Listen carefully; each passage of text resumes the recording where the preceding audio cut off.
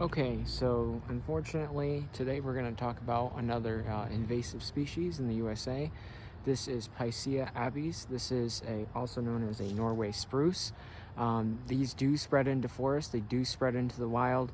You don't want to plant them, but unfortunately they're very commonly planted. We have many native pines in the USA, many really cool native pines, and this is not one of them. Here's what it looks like up close. Help you identify it. A lot of them kind of have this weeping look to them, where they're kind of like partially weeping. That's one way to identify this. That's very distinctive. And the pine cones have really tiny, let me show you actually, there's some fallen right here.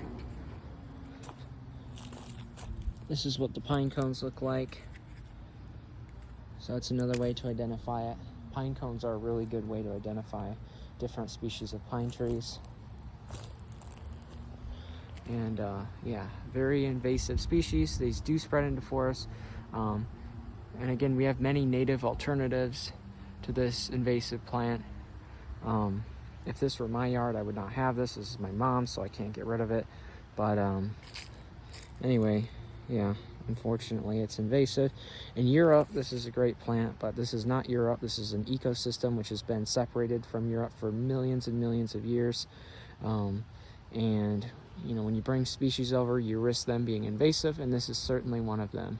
It does spread, and it does cause problems, and it doesn't benefit wildlife as much as our native pines, and it takes the space and light that our native pines could have.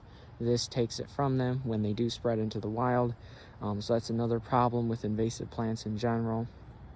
Yeah, pretty sad. This is very commonly planted.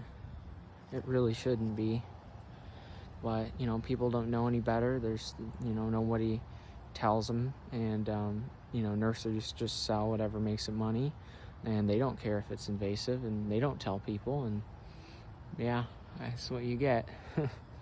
Invasive trees and bushes and other plants planted everywhere.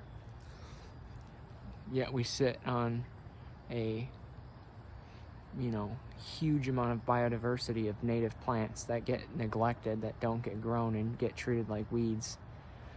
And it's pretty sad. So yeah.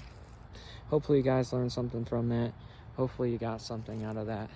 And yeah.